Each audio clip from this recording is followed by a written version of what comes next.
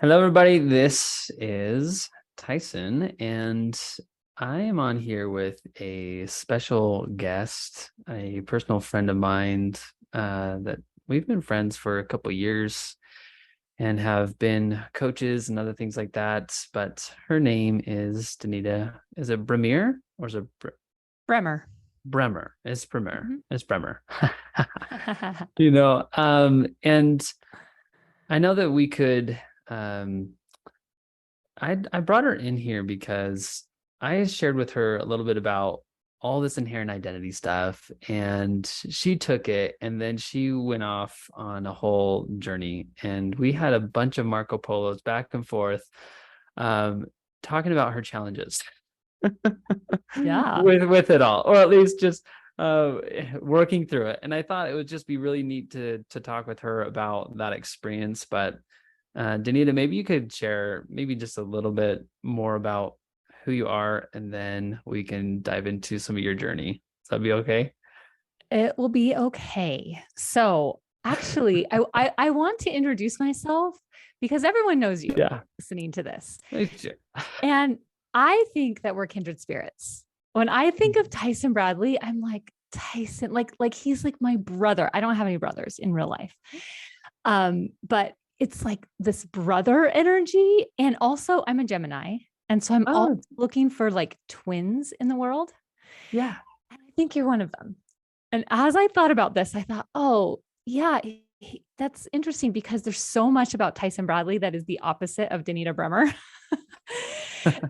Some things that are really in common. So, some Yeah. things, Tyson is like goofy and silly and a performer. And that is not me. Like, I'm like, no, don't make me perform. Don't make me be silly in front of people. Tyson has this like tech savvy part of him, and that is something I have to work on. I wouldn't say that I'm not tech savvy. Yeah. Yeah. I don't identify as a person who is like really good at technology. But I make it work. And as I go along, I find that I'm probably better than I think. And Tyson is an early riser. Mm, Like you talk truth. about getting up at 3:35 in the morning, Ridiculous. not something that's easy for me. Tyson takes cold showers. I revel in the hot water shower. So, but what you're probably asking about is what kind of coach am I? Where am I in the world? I live Yeah. outside of Denver, Colorado with my husband, and two terrible teenagers is how I'm talking about them these days. Oh, good. They're amazing. They're amazing. They're totally awesome. And they're just at those ages. I have a Mm, 16-year-old daughter. She just got her driver's license a week ago. She's driving out in the snow.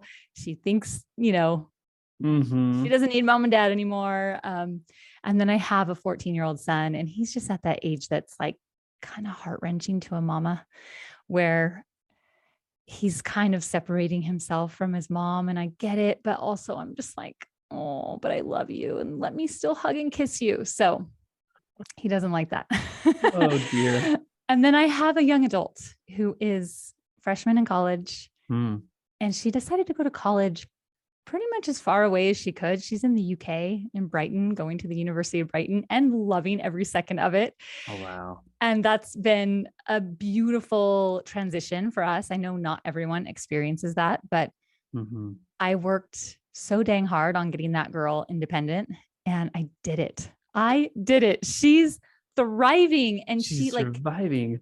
yes. And she reaches out when she needs to, when she wants help, when she needs help. And otherwise she's very independent. And I'm like, this is how it's supposed to go, right? Win. So total win. So there's a little introduction, me versus Tyson, but we're also the same parts. We're Yeah. both coaches. We're both very into personal development and this idea of becoming. We're both interested. I think so. Tyson coached me at the end of 2020, back Mm. when you were doing like time coaching. Yeah. We didn't talk a whole lot about time, but the one takeaway I got from those 3 months working with Tyson was that I really wanted to spend time in my scriptures. And I was feeling this tension with like how much time versus whatever. I don't even remember what exactly the conversation was. Mhm. And I remember you coached me to this place where it doesn't take time to get inspiration. Mm. Right. And like that still echoes in my head, a couple years later. Yeah. So we both have this like desire to be connected to God, to have servant hearts, to, like just our communication with Heavenly Father, with Jesus Christ.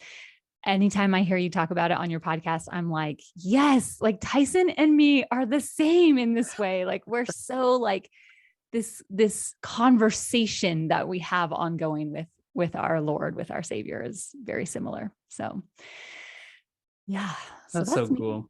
I love that. Um, and I just love the differences. Tyson takes cold showers. He takes, yeah. I guess that is, and that's the thing is that has been an evolution, right?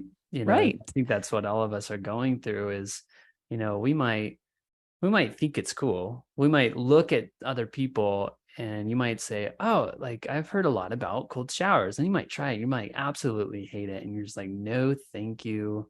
And that's not you.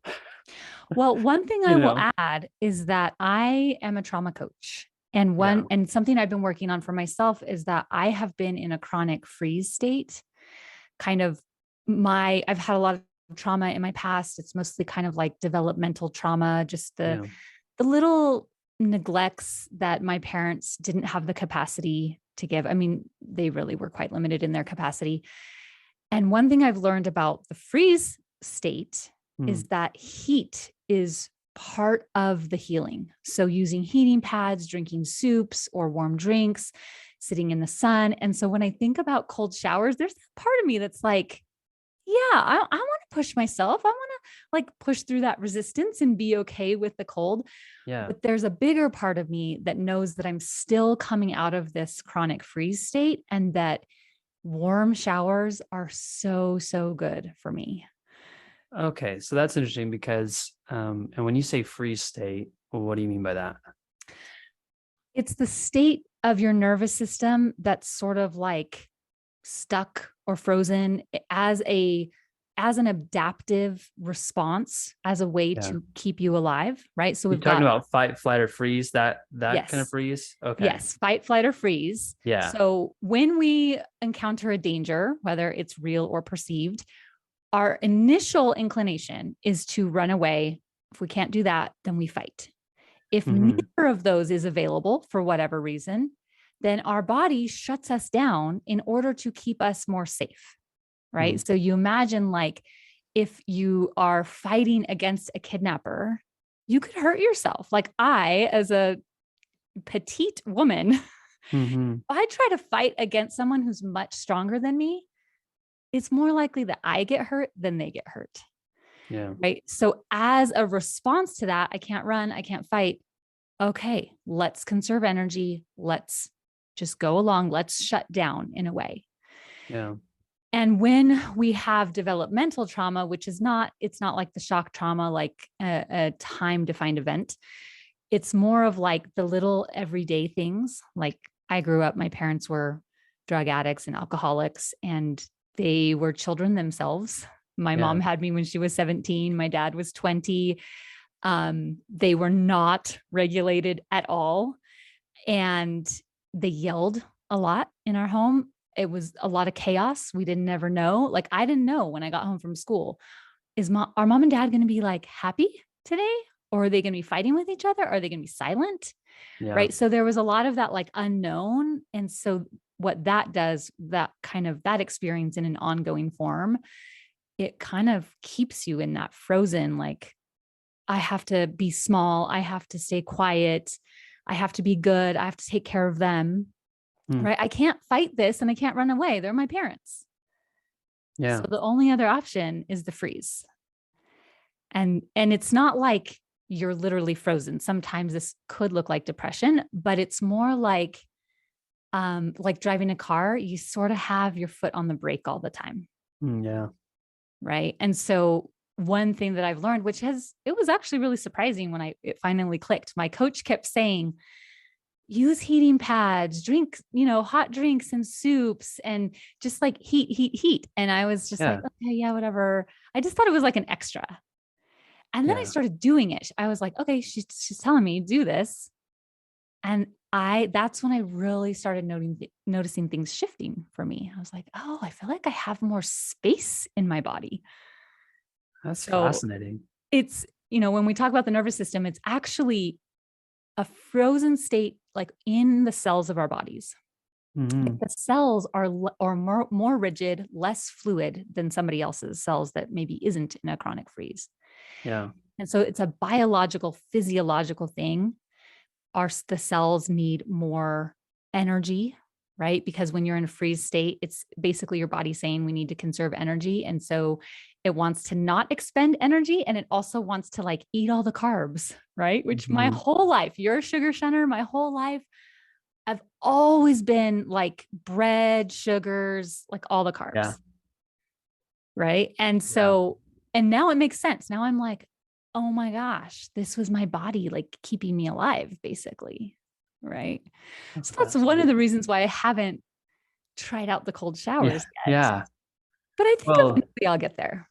um, yeah, well, what it makes me think about is, okay, so if there's like, this is a freeze response. It's not like we're cold, Yes. right? It's not like we're Right. physically cold. But that warmth allows for there's this actually literal opening of our cells, and that can inform our even our mind, just even a release of trauma or a release of shame or a release of kind of the mental aspect.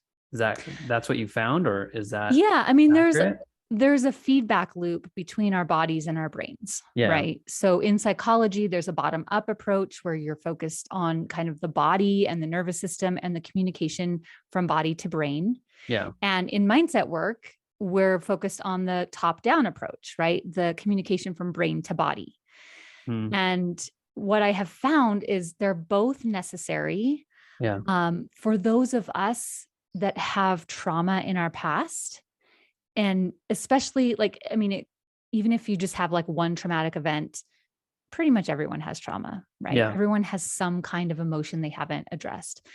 But in my case, it's kind of trauma upon trauma, like Yeah. compounded, right? Um, that bottom up approach is really important because my trauma started before I could talk, Yeah. right? In like the attachment to my parents. And so it was my body, like it was how my nervous system was developing, even pre-verbally, right? And Right. so for me, that has been a really, really important part of my journey is understanding that and like allowing myself to feel into it, asking like, what do I need? With specifically with a freeze response, what's really important is resources. Yeah. And I use that term loosely. It could be vitamins, nutrients, like good, healthy vitamins, nutrients, could be exercise, like those kinds of things are resources, but also heat is a resource. Like anything Mm, that makes you feel good in your body is a resource, mm, right? And yeah. it will help the cells function at a higher level. It'll help them be more efficient with their energy, all of that. So yes, and then when that happens in your body, then your brain, the thought processes are more available. Right. Right. Is there a similar, um, I guess, if we have warmth that it can address the freezing, is there other resources that are particular to the fighting or to the flight response? Yes, fight and flight. So in general, we would talk about fight and flight as an active response where there's Okay. like activation, right? Yeah. For someone that's stuck more in an activation, it's time and space are the main Okay. resources. Yeah. It's also true for the freeze response. Like any resource will help either of the responses. But if you think about like if you get angry all of a sudden, in order Yeah. to diffuse that anger, you want to kind of take a beat, Yeah. right? Like take a deep breath, walk away, get some distance. Yeah. So that's one of the main resources for the active response. So, I mean, you talk about this kind of mind to body approach, all right? And sometimes it's quite important, like both are needed, both are helpful. And where does like spirit fit in? Mm. Is there a difference, or is that just the combination of the two for you? Yeah, I mean, that's a good question.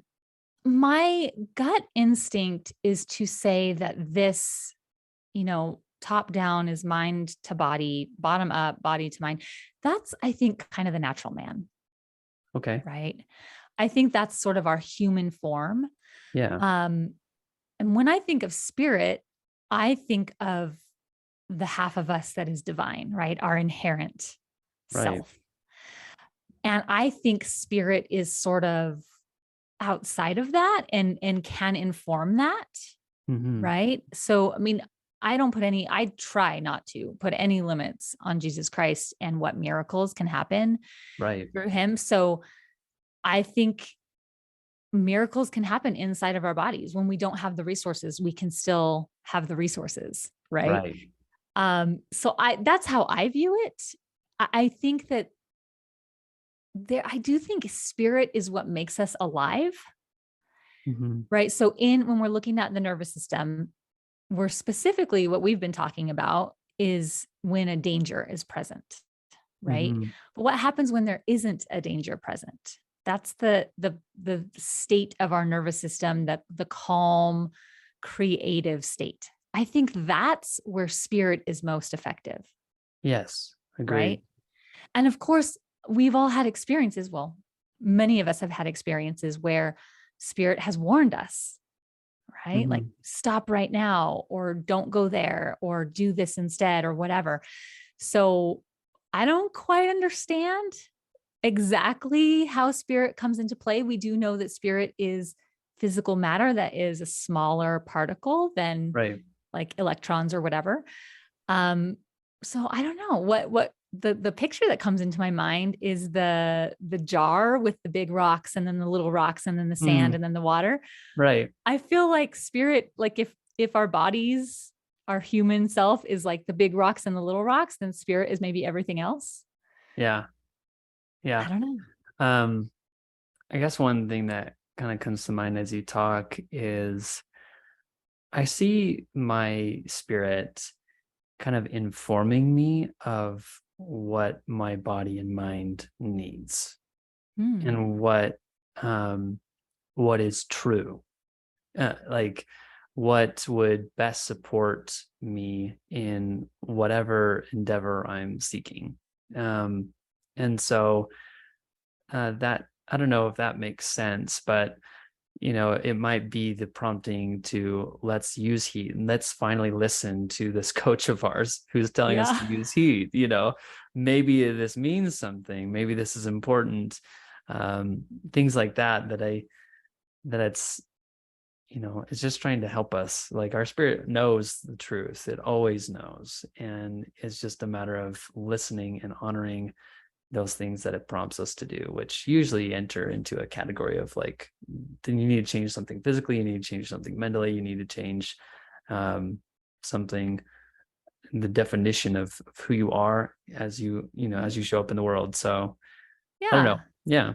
Well, and I just think of everything is spiritual, right? Yeah. So I talk about nervous system states as though they're like strictly physical, Right.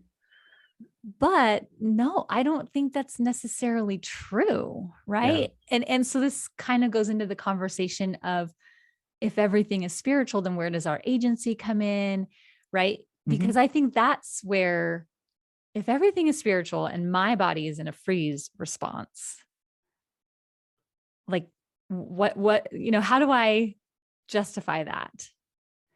Mm. And so it just makes me think that, the Lord honors people's agency, and he gave us these miraculous bodies. Yeah. And it's the one thing I have to constantly remind myself about, is that the freeze response has kept me alive. Yeah. Even though now at 42 years old, I'm like, oh, I could look back and see how if things had been different, maybe I wouldn't be in a freeze response. But how do I know that that was my path or that that would have been better?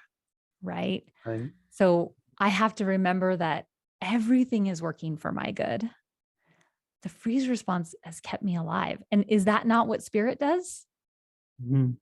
It enlivens us, it keeps us alive, it literally gives us life. So I guess it Yeah. just takes different forms depending on the person and what experiences they've had in their life. Yeah. And the thing is, like, even when I think about, like, if I am in a freeze response, and everything is spiritual, I might just define that as, okay, maybe there's a spiritual freeze. There's a Mm, spiritual blockage. There is something like spiritually that we can address, or that we can speak to, um, speak to connecting with Christ and have him heal that wound that's in our soul. yes. You know, it's like there's all these wounds that we have, and that's why, I mean, I love the definition of saying, instead of saying something is sin, saying something is a wound. It's just like, hey, here's a wound that you've had and that you've grown up with, and that many of our wounds aren't even our fault. They're just unconscious. We just don't even recognize that we have them. And Yeah. and are we willing to connect with Christ in such a way to have them healed? So Yes, that actually brings me to something I wanted to mention about the journey I went on yeah, after our Marco Polos and let's everything. get into it. Yes, I'm actually going to skip to the end, Hmm. um, or more towards the end. I feel like Okay. I'm still on the journey, right? Yeah. Recently, like in the last 10 days or so, I was talking with Christ, Yeah. part of my spiritual practice in meditation. And my goal is to get up earlier, to get out of Yeah. bed earlier. And we'll talk about how I arrived there and my whole journey with it. But I had this moment where I was just like, I can't do this. Like it's too much for me. It's too hard. I can't do this. You got to help me, Christ. Yeah. And in my mind's eye, he's sitting next to me and he kind of chuckles.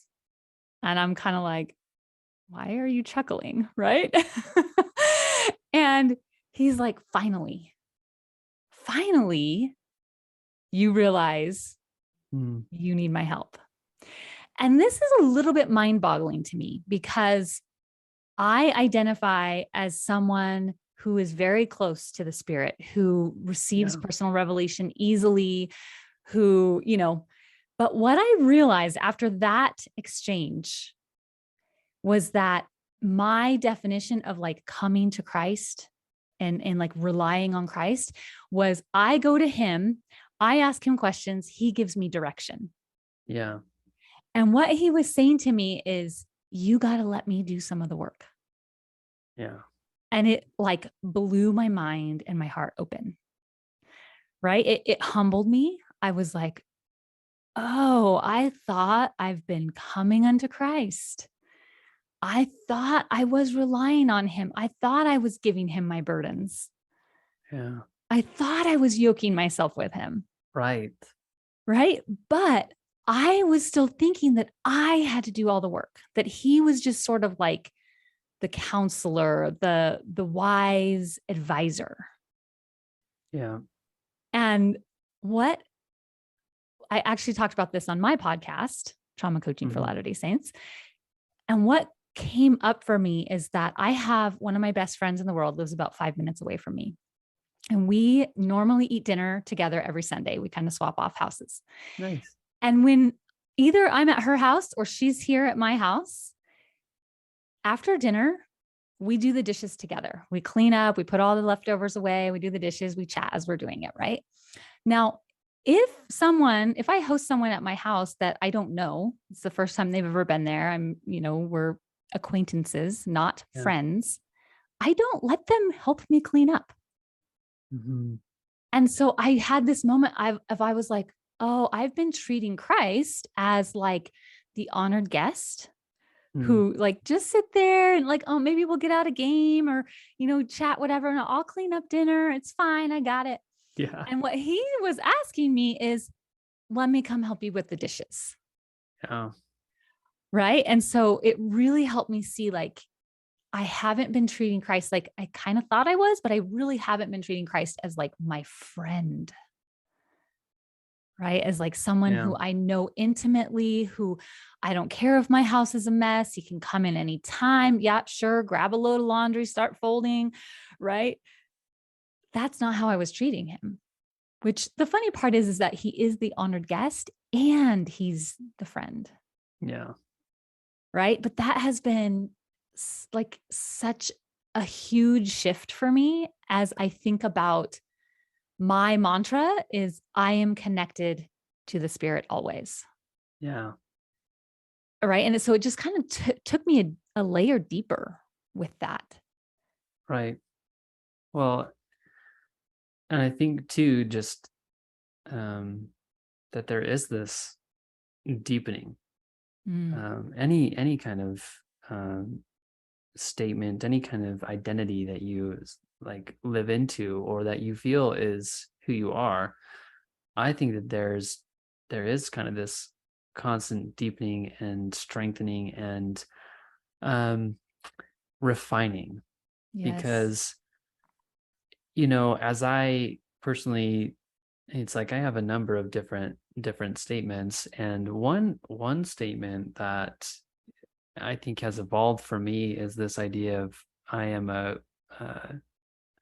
cold comforter. You know, I take cold showers with ease, and Mm, you know, there have been various points and times in my cold shower journey that have been uh, just filled with resistance, mhm. right? As you can imagine, it's like you even just thinking about, okay, today's the day that I need to take a cold shower, that it's just like, I don't want to do that. And I remember listening to this presentation, and I think it was Russell Brunson, but he was talking about Tony Robbins. Tony Robbins was having a conversation with Tom Bilyeu, and Tom Bilyeu was taking cold showers and struggling with it. And Tony's just like, well, that's because you're thinking it's going to be horrible. You're not looking forward to how you'll feel afterwards. Yes. And it was interesting because as I thought about this, it kind of reminded me of the scripture. It's in Alma chapter 32. It's at the end when he's talking about the seed, but he's like looking forward to the fruit thereof. So it's like, Mhm. if we don't look forward to the fruit thereof, and then the nourishing and the dunging and like all the process of taking care of a plant and growing a seed, it can be laborious and it can be something that we resist and that we don't want to dive into unless we are looking forward to the fruit thereof, unless we're like looking forward to how we're going to feel afterwards and how amazing it's going to be. And as I thought about this, it's like I'm getting ready to go for another cold shower kind of thing. And I I've I heard another thing. This is like all connected. Yeah. So if any of you heard of I think is it Jared Halverson? Mhm. Mhm. Yeah, so he He has does the another Unshaken podcast on Unshaken YouTube. podcast. Mhm. Yeah. He did this presentation with Faith Matters, talking about the process that everybody goes through of creation, fall, atonement. And these are like the three pillars of eternity kind of thing that Yeah. And um stages of faith. in stages of faith. And to me, like there was this connection of all these pieces come together of here I am and I'm about to take this cold shower and I realize, wait, it's like I could resist this or I could look forward to the fruit thereof. And what is that fruit? And it's like, oh, it's atonement. It is this bringing at one of who I really am and doing it with Christ. And Christ is the source of me and the power in which I can become more of who I really am. He is the one that brings me into oneness with my godliness. And so I look forward, I was just like, oh my goodness, like, yes, that. And what's fascinating about this is that it's like, okay, when you have these moments of resonation, I feel like what happens to me, even on a physical level, is that warmth spreads. It's Mm. like a warmth, a truth, a resonation. It's like boom. And then I'm just like, oh yeah, take the cold shower. It's like, let's go, you know, no problem. But it's just all these connection, these pieces put together. And it's like, okay, now that's another element of this same statement. It's like, it's deeper, it's more true. It's just like, okay, I'm realizing that this cold shower is not just a cold shower to me. Mm. It's not just a cold shower to me. It's like I've always wanted to not be so uptight, and because usually in the cold it just makes my back hurt. I get into this tightness and this tension, and I've never liked that, and I've always wanted to be someone that can just like, I can be at ease in the cold. And so it's like, this is my work, this is my training, this is more of who I am than any other thing. And when I step into that, it's like, that's like, I find so much joy in that. And so for other people, it might be different, but I think it's just a neat way to start thinking about it. Yeah, I just realized that I might not take cold showers, but I've been spending the last 3 years taking walks in the cold, which Yeah. before that time, I didn't go on walks regularly because I didn't like being cold. So I would go on Yes. walks like in the summer when it was nice. And I spent a good 2 years walking in the cold to practice Yeah. releasing resistance. Yes. Right. So now I have this, it's kind of a mantra. It's not an I am statement, but I can say, I can be cold and tight, or I can just be cold. Yeah. And it helps me in so many different areas. Right. So you can use that concept no Hmm. matter what. Right. I can make dinner and be resentful, or I could just make dinner. Yeah. Right. I mean, so much of our work is to just drop the resistance. Right. In Right. my journey, I want to just say amen to everything you said about Yeah. cold showers and resistance and how it brings you closer to Christ and all of that. For me, the resistance was getting out of bed. Yeah. Right. Right. Still is. Still Yeah. lots of resistance there. And I just want to say the reason. So originally, months ago, probably last July, August, sometime you came to our mastermind group and you're like, I want to teach you guys about this framework I'm putting together, right? Yeah. And I think the question you asked was, what's a habit that you're working on or you want to create? That's Right. sort of originally how you couched it. And so immediately I was like, oh, I've been working on getting up earlier for 20 years. Yep. That's my habit that I'm working on always. Right. And in the I, in your I am me framework, Yeah. I is what is ideal. Yeah.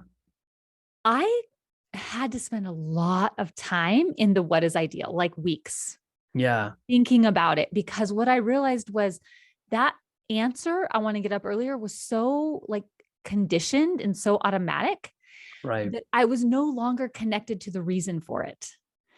And I realized, oh, that's kind of a conditioned response. It's like the world says you should wake up earlier and your whole life will feel better and, all of that. So I really had to question, is that what I really want? Like, why? Why do I want that? When did that start? Right. I had to spend time coaching myself around that and peeling back all these layers of like, do I really want that? And part of it is I let myself not want it for a while. I'm like, nope, it's not what I Right. want. And then I kind of got to this point. One of my sort of personal revelations along this journey was that I'm a midwife. And what I mean by that is like I have midwife energy, this energy of I meet the needs of the moment, but it's not on a specific timeline. It's Hmm. just the baby comes when the baby comes, right? We Right. can't schedule that.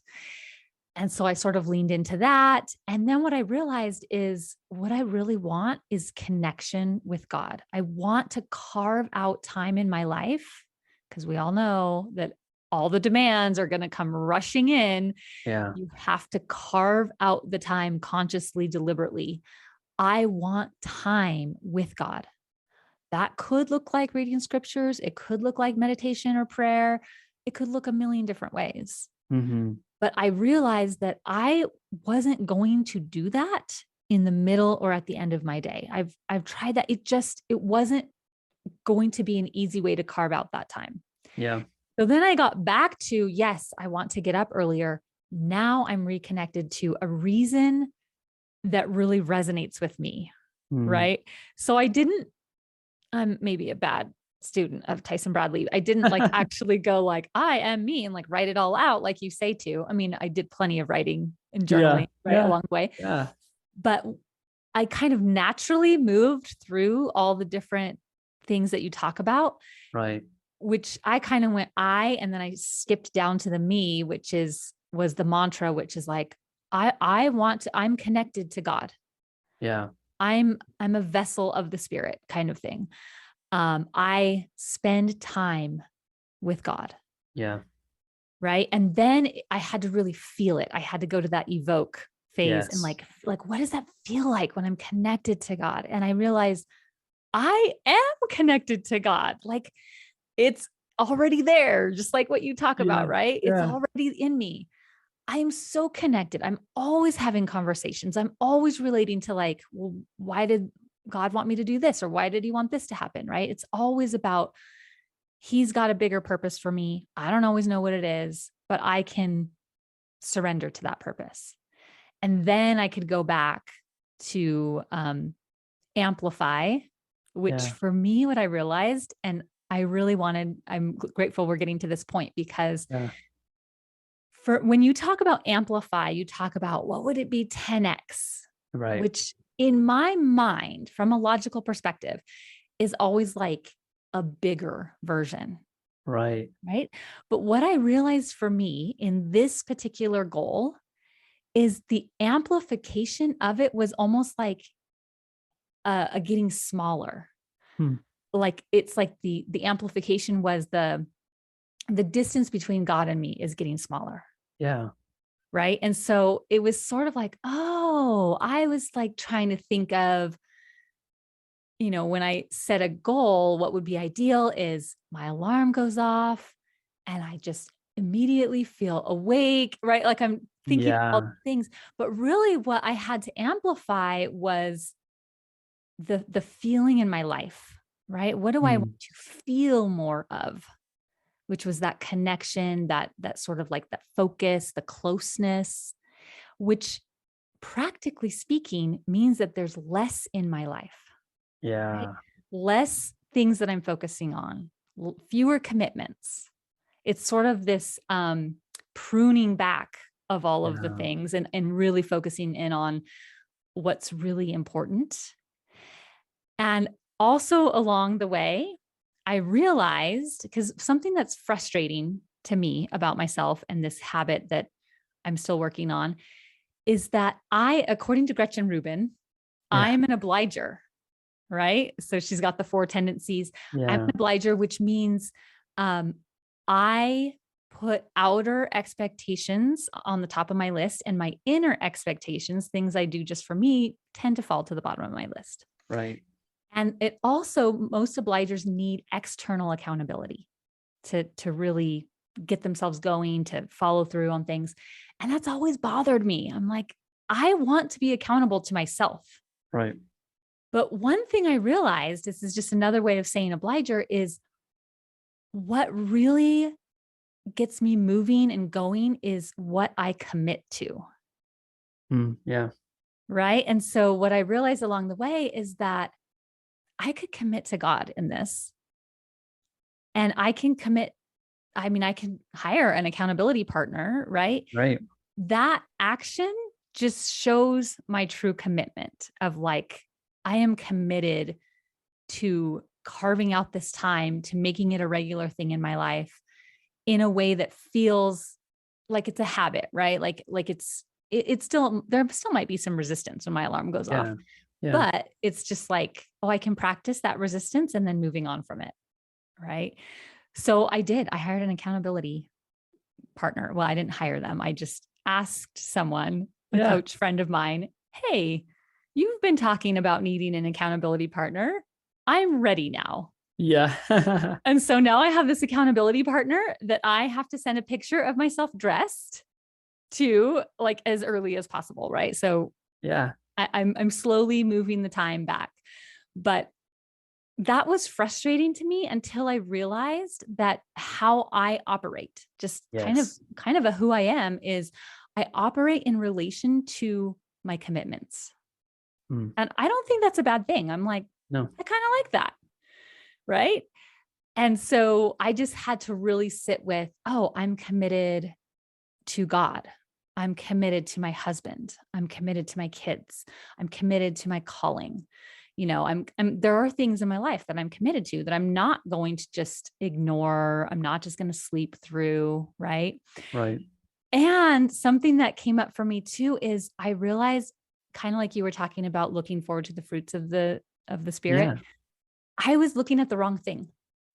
I was looking at, when I get up, how tired I'm going to be and how hard it's going to Right. be. And all of this, I realized, oh, I need to look for, I'm going to be connected. I'm going to Yes. be connected to God. I'm going to feel his presence in my life. I'm going to be that vessel of letting the spirit work through me, Mm-hmm. whatever comes up in the moment, right? Because I don't always like schedule everything out, but Yeah. I do trust that if I get a prompting, I will follow through on it. I'm like, felt like a prompting to call you. I don't know why. What's going on? How are you, friend? Right. Right. And so that is what I want. And it was this, a lot of tension between that, this idea of just being connected to God and responding in the moment to that connection, Yeah. and what the world says, which is like, wake up at 5 a.m. and do 20 minutes of this and then 20 minutes Yes. of that. And, it's like I needed a lot more fluidity, Right. a lot more just ability to respond to whatever comes up.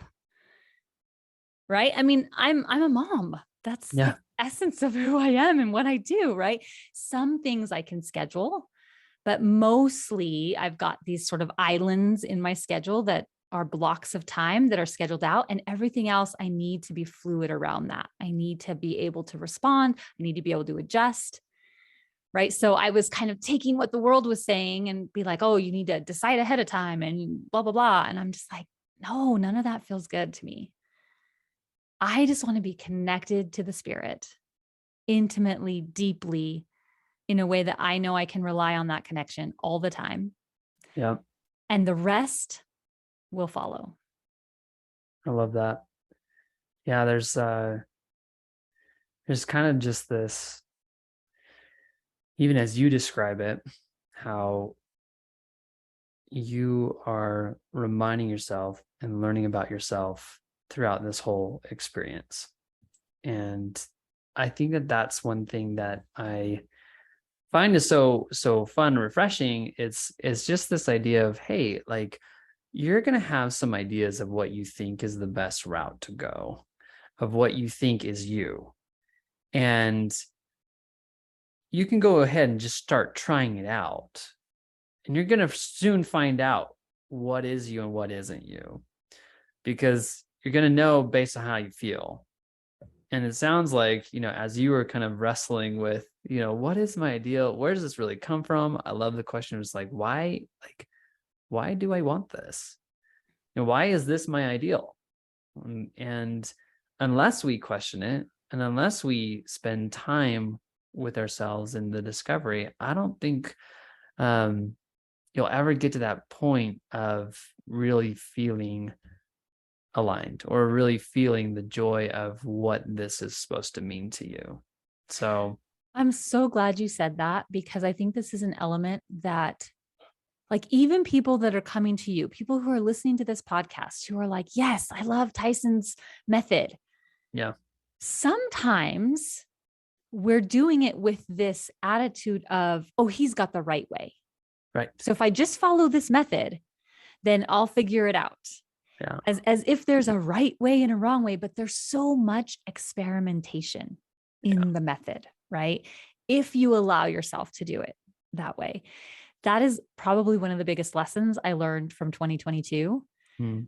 I did a lot of things in my business. I tried out stuff. I was just like at this point where I could just be experimental.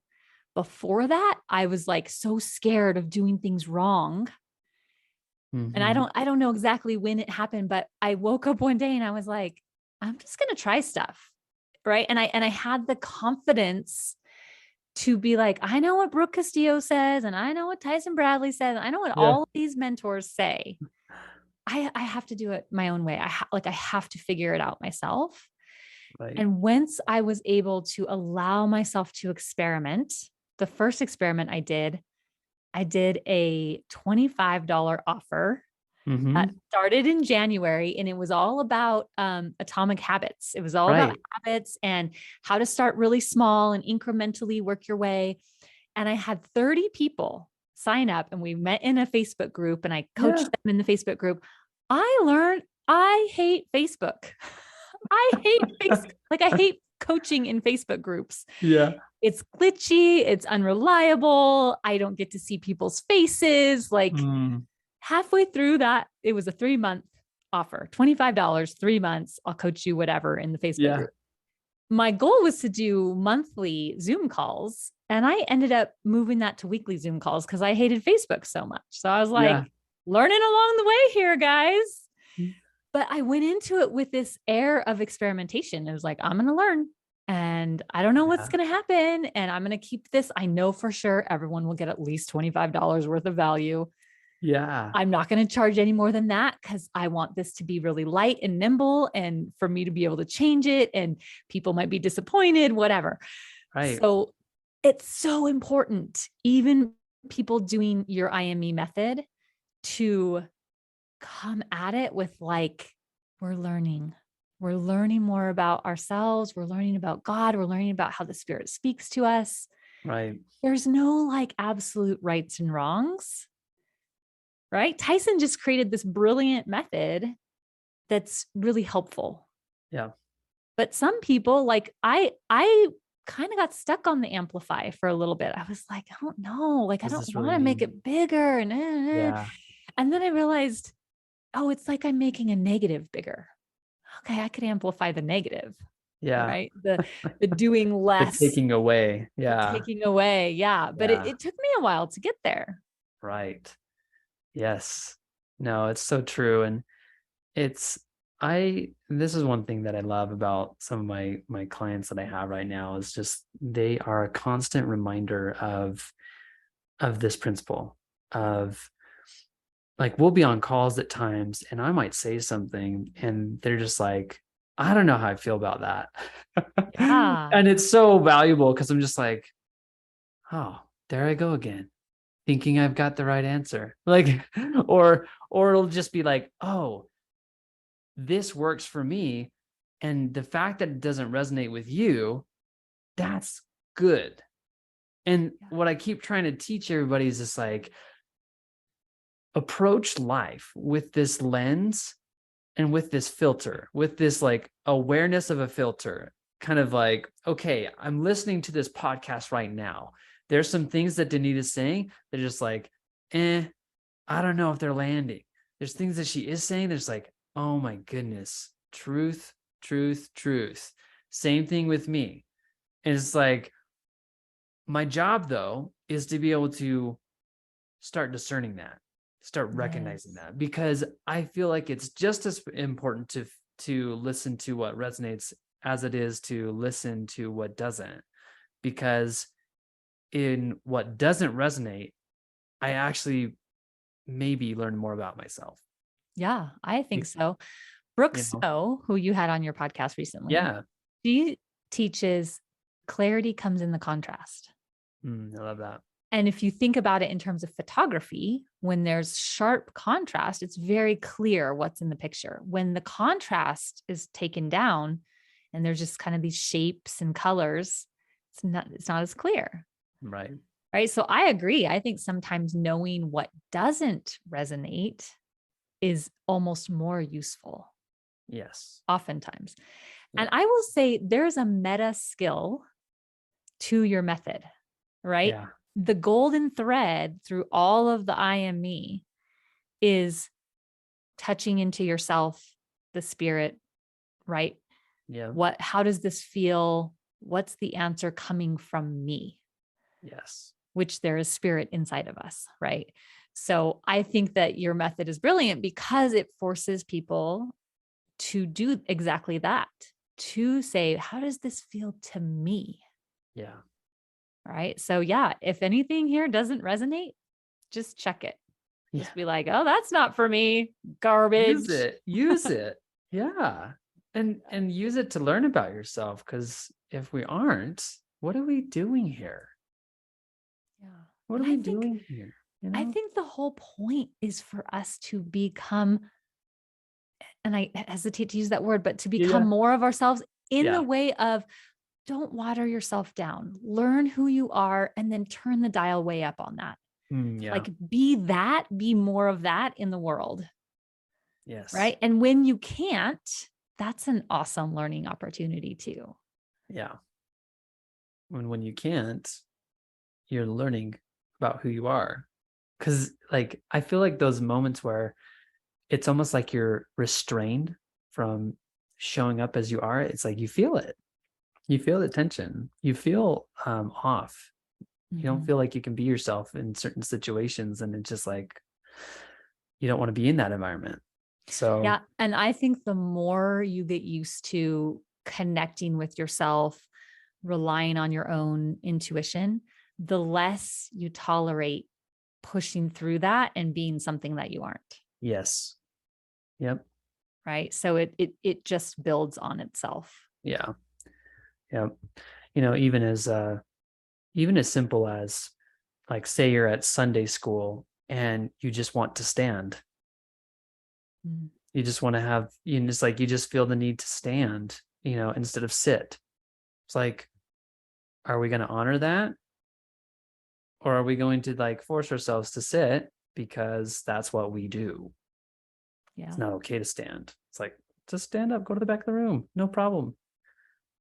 So it is interesting. But for you, Denita, I don't know if there's like, based upon your journey, based upon everything that you've experienced in applying the method, is there anything else that you feel is important to share?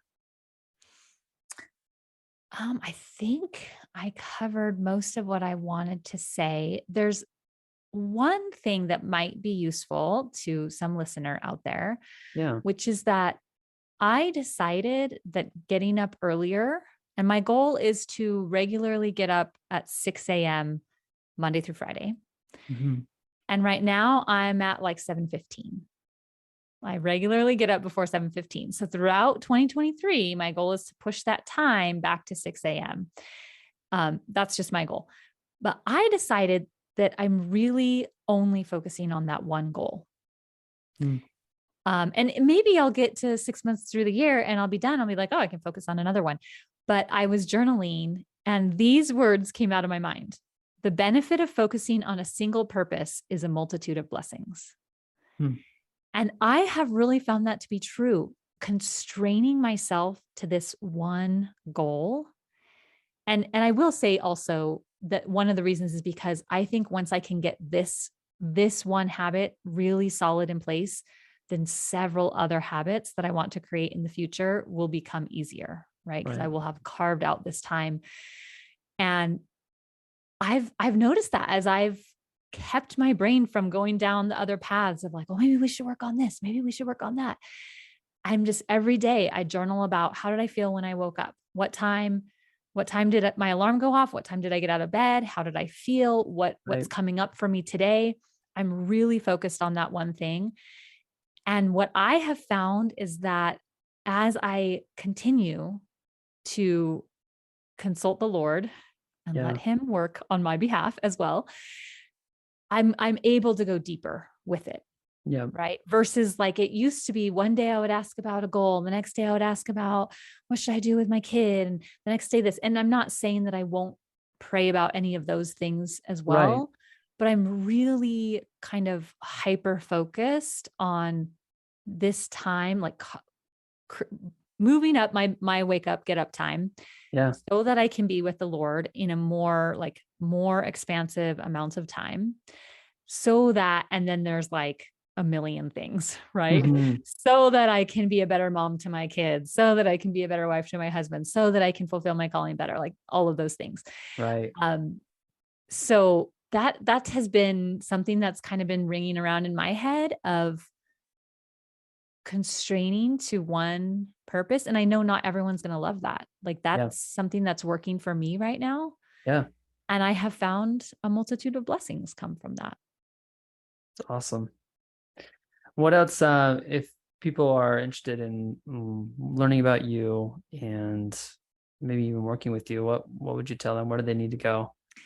They should visit my website, denitabremer.com, and that will tell them a lot about who I am, my history, kind of how I coach, the methods I use. Yeah. And I'm launching a group program right now, and I'm super Nice. excited about it. It officially starts February 1st, but it's going to be a somatic based coaching program. Mm. So, the conversation we had about the nervous system at the top of the Yeah. call, it's going to be really about that.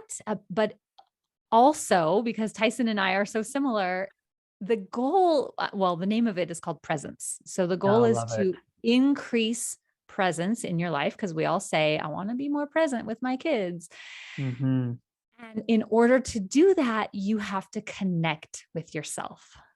You have to be present to yourself, to the sensations in your body, to the emotions, to the urges, to all of that. And so I'm bringing some somatic tools, and we meet weekly, and I'm a very intuitive coach, but I've done a beta run of this program and it was very successful. So I'm very excited to see how the spirit tutors me in this group. So come on over. There's a page on my website, denitabremer.com/presence, that kind of gives you all the details. And so there's a monthly, it's kind of a membership, I guess. There's a monthly payment. It's a year-long program. Yeah.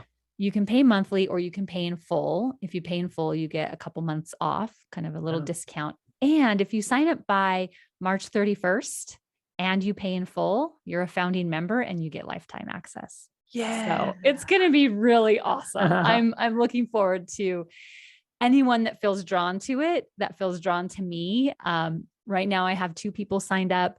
So it might be very intimate at first, and Yeah. I'm totally okay with that. Yes. So fun. Oh my goodness. Well, I'll put the links in the little show notes description. So if any of you are interested in learning more about Presence and Denita and all the work that she does, then you can go there. So appreciate you, Denita. So fun to have you on here. Love you to You're death. amazing, Tyson Bradley. You All guys right. go join his family. Come join the family, seriously. And I have an idea for you, Denita, that might help with your 6 a.m. So we'll talk about Yeah, that. let's talk about it. All right. Goodbye, everybody.